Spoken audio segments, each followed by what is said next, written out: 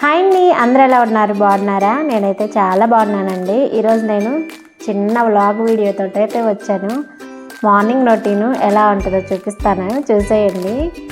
ఇది ఉదయాన్నే అనమాట, టైం 6 అయిపోయింది. ఇల్లు మొత్తం చిమ్మేసి ఇంకా తడిగుడ్డ పెట్టేసి తుడిచేసానండి. ఆ తర్వాత బయట కూడా మొత్తం కడిగేసి ముగ్గు పెడుతున్నాను. ఇంతకుముందు ఎప్పుడు కూడా చాక్పీస్తో వేసేదాన్ని, ఇప్పుడే ముగ్గుతో వేస్తున్నాను. ముగ్గుతో వేస్తే చూడడానికి కూడా చాలా బాగుంది కదా. ముగ్గు ఎలా ఉందో కామెంట్ చేయండి. ముగ్గు మొత్తం కూడా వేసేసి కిచెన్లోకి అయితే వచ్చానండి. టిఫిన్ చేద్దామని చెప్పి ఈరోజు టిఫిన్ దోశ, అందుకని చట్నీకి పల్లీలు వేపిస్తున్నాను. ఇన్ని పల్లీలు వేసాను, ఇంత చట్నీ తింటారా అనుకోవద్దండి.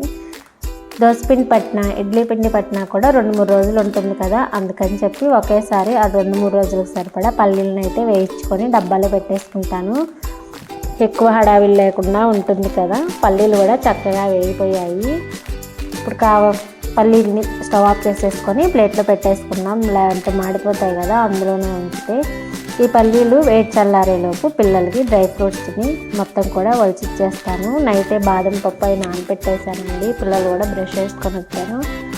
వాళ్ళకి బాదం పప్పు, ఖర్జూరం, అలాగే కొన్ని కిస్మిస్ కూడా వేసి ఇచ్చేసాను. వాళ్ళిద్దరు అక్కడ కూర్చొని తింటున్నారనమాట. వాళ్ళు తినేలోపు ఇంకా చట్నీ రెడీ చేసేద్దామని చెప్పి పల్లీలు కూడా వేడి చల్లారాయి. పొట్టు మొత్తం తీసేసి ఇలా జల్లిస్తున్నానండి. ఇప్పుడు మనము చాటతోటి కానీ ప్లేట్లో వేసి చెరిగినా అది ఇల్లు మొత్తం పడి మళ్ళీ క్లీన్ చేయడానికి ఎక్స్ట్రా పని అవుతుంది కదా. ఇలా ట్రై చేయండి, మీకు చాలా బాగా యూజ్ అవుతుంది. కావాల్సిన పల్లీలను తీసుకొని అందులోకి పచ్చిమిరపకాయలు, వెల్లుల్లి రెబ్బలు, సాల్ట్ అది వేసి మిక్సీ పట్టేసి తర్వాత పోపు కూడా పెట్టేశాను. చట్నీ రెడీ అయిపోయిందండి. ఇప్పుడు దోశలు వేసేద్దాము. పిల్లలు కూడా, పాప రెడీ అయింది, స్నానం చేసి ఇంకా టిఫిన్కి వచ్చిందనమాట. ఇది మామూలు దోసపిండి కాదండి, అరికలతో చేశానమాట. 1 కప్పు మినప్పప్పుకి 2 కప్పుల అరికలు తీసుకున్నాను. 4 గంటలు నానబెట్టేసి ఆ తర్వాత మిక్సీ పట్టేసుకున్నాను. టేస్ట్ కూడా చాలా బాగుంటాయండి. మిల్లెట్ దోశలు ఇవి హెల్త్కి కూడా మంచిది కాబట్టి మీరు ట్రై చేయండి. టేస్ట్ అయితే నార్మల్ దోశలు ఎలా ఉంటాయో అలాగే ఉంటాయి. ఇంకా పాపకు కూడా ఇక్కడ దోశలు వేస్తున్నాను. టైము 8:30 అవుతుంది. పాప 8:30 కల్లా స్కూల్కి వెళ్తుంది కాబట్టి తనకి కూడా టిఫిన్ పెట్టేశాను. తను టిఫిన్ తినేలోపు వాటర్ బాటిల్కి ఇద్దరికి వాటర్ పోసేసి స్నాక్స్ కూడా పెట్టేశాను. పాప అయితే టిఫిన్ తినేసి ఇంకా స్కూల్కి వెళ్తుంది. రిషి ఇంకా రెడీ కాలేదు, వాడిని మళ్ళీ రెడీ చేయాలి. ఇప్పుడు రిషిని కూడా గబగబా స్పీడ్గా స్నానం అన్నీ చేపించేసి ఇంకా టిఫిన్ పెట్టేసి రిషిని కూడా స్కూల్కి తీసుకువెళ్తున్నానండి. అన్నిటికీ బతిమలాడుతూ చేయాలి. మీ పిల్లలు కూడా ఇంతేనా ఉంటారా చెప్పండి. రిషిని కూడా స్కూల్లో వదిలిపెట్టి వచ్చిన తర్వాత ఇంకా నాకు మా వారికి టిఫిన్ అయితే దోశలు వేస్తున్నాను. నేనైతే ఇంట్లో దోశల్లోకి పప్పుల పొడి కానీ కొబ్బరికారం కానీ ఉంటే ఖచ్చితంగా వేసుకుంటాను. ఆ టేస్ట్ చాలా బాగుంటాయి కదా. మీరు కూడా ఇలా ట్రై చేస్తారా? కొబ్బరికారం దోశలు కానీ పప్పుల పొడి దోశలు కానీ. కొబ్బరికారంతో కూడా దోశలు చాలా బాగుంటాయండి. ఆయిల్ కొంచెం ఎక్కువగా వేసుకొని 2 వైపులా నీట్గా కాల్చుకుంటే దోశని మధ్యలోకి మడిచి టేస్ట్ సూపర్గా ఉంటుంది. నేనైతే ప్రతిసారి ఇలా ట్రై చేస్తాను, ఒక్క దోశ అయినా. నాకు మా వారికి ఇంకా టిఫిన్ తిన్న తర్వాత ఇంకా బియ్యం కడిగి పెట్టేస్తున్నానండి. బియ్యంలో వాటర్ 2 సార్లు వేసి నీట్గా కడిగేసుకున్న తర్వాత వాటర్ వేసి బియ్యం నానబెడుతున్నాను.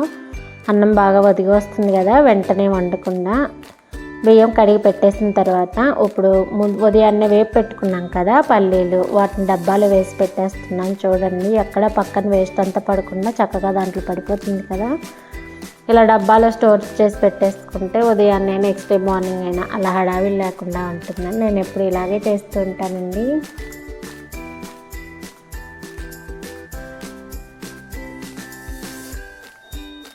ఇంకా కర్రీ చేసేద్దాము. నేను ఆల్రెడీ చికెన్లోకి మసాలా అంతా కూడా వేసి కలిపి పెట్టేశాను. ఒక 1 అవర్ పక్కన పెట్టేశాను. ఇప్పుడు స్టవ్ మీద ప్యాన్ పెట్టేసుకొని ఆయిల్ వేసుకొని హోల్ గరం మసాలా వేసుకోవాలి. అవి వేగిన తర్వాత ఆనియన్స్, పచ్చిమిర్చి కూడా వేసుకొని ఫ్రై చేసుకోవాలి. ఇవి చక్కగా ఫ్రై అయిపోయిన తర్వాత కలిపి పెట్టుకున్నాం కదా చికెన్ కూడా వేసేసుకుందాము.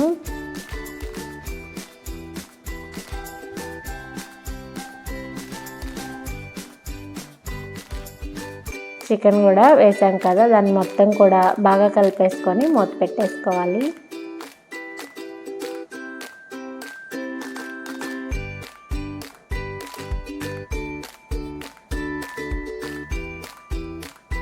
చికెన్లో వాటర్ అంతా వచ్చేంత వరకు మగ్గాలి కదా. ఈలోపు బట్టలు ముందు రోజే మడతేసి పెట్టేస్తానండి. వీటిని తీసుకెళ్ళి కబోర్డ్లో పెట్టేద్దాము. బట్టలు అయితే కబోర్డ్లో పెట్టేసి వచ్చానండి. ఈలోపు చికెన్లో వాటర్ కూడా ఇంకిపోయింది. ఒకసారి మూత తీసి బాగా కలుపుకుంటున్నాను. ఇందులో వాటర్ కూడా వేసేసి ఒకసారి టేస్ట్ అయి చూసి సరిపోకపోతే వాటిని వేసేసి తర్వాత బాగా కలిపేసుకొని మూత పెట్టేసి అది బాగా మగ్గాలి కదా. చికెన్ మగ్గేలోపు మిషన్లో బట్టలు కూడా వేసాను. అవి కంప్లీట్ అయిపోయాయి. వాటిని కూడా ఎండలో ఆరబెట్టేస్తున్నానండి.